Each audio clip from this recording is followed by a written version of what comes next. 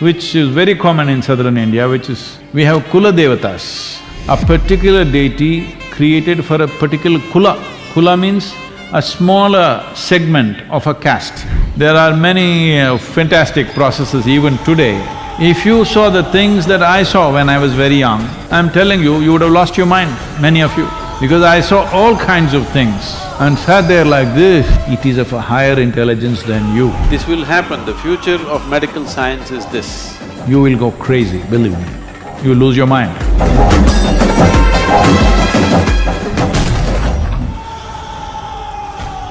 These things were very significantly relevant when deities were created in a certain way.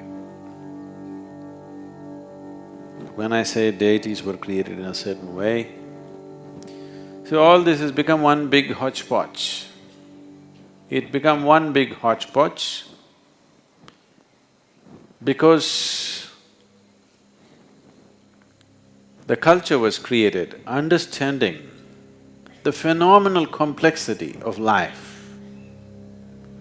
But the instruments and the institutions which were to transmit this from generation to generation got seriously disturbed in the last 1800 years because of invasions and things like that.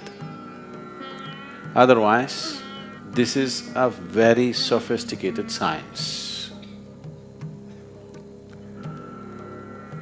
Not everybody went to every temple at one time. There were some temples which were for general well-being where everybody went.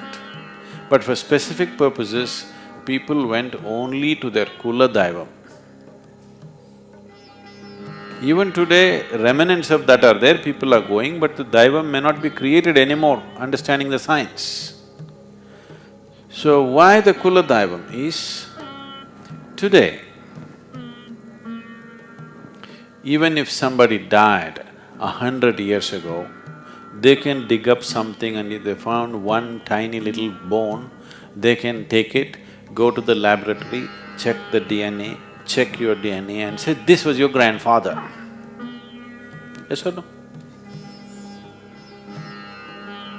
Even if somebody died 10,000 years ago, if they find a remnant of something, today you can take the mummies in Egypt, which are over 4,000 years old, you can take the DNA of this mummy and trace it down to somebody in Egypt who is right now protesting on the street, that this was Tutankhamun's progeny.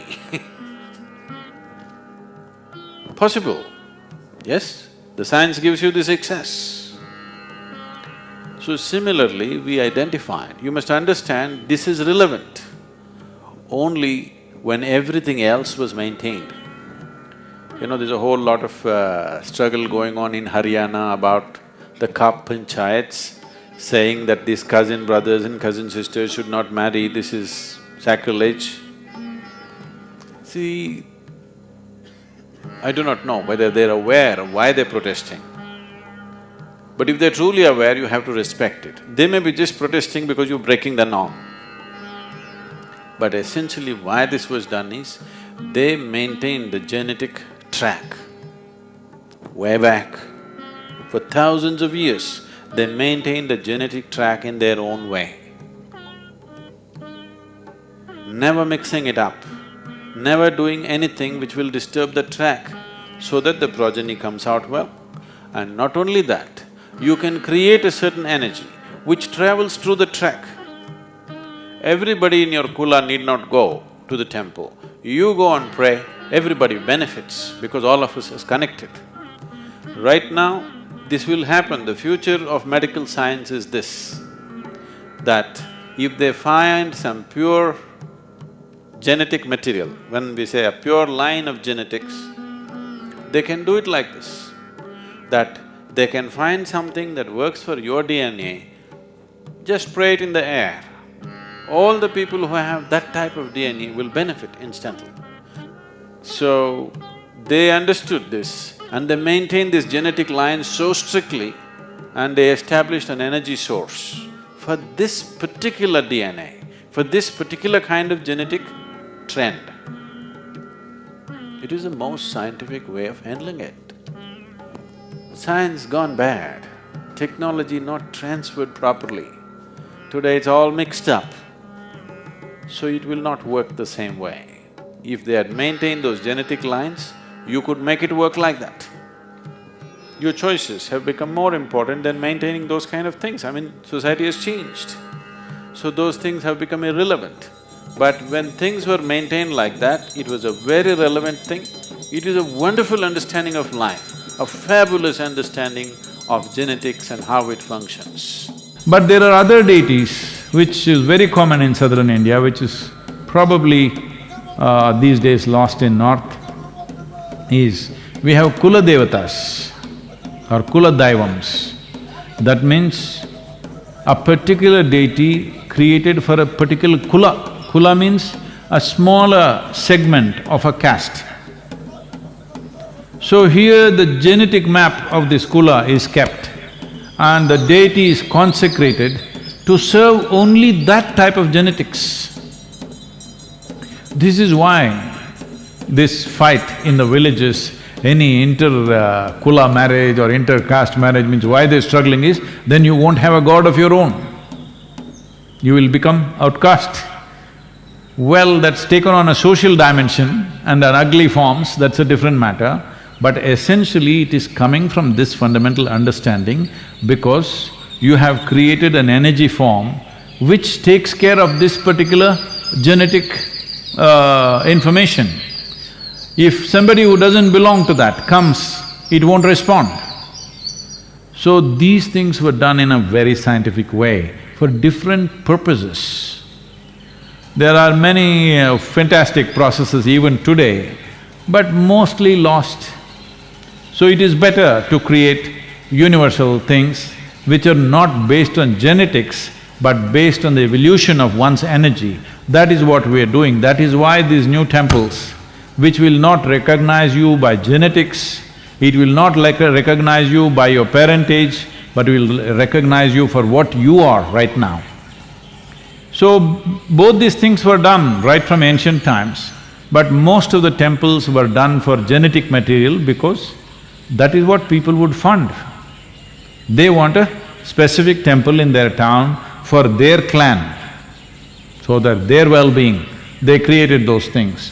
A few were created for everybody's well-being, so they were always named differently to make you understand a little bit. Here, let us say there is one Mariamman temple, it will have a prefix name of a particular Kula and then that.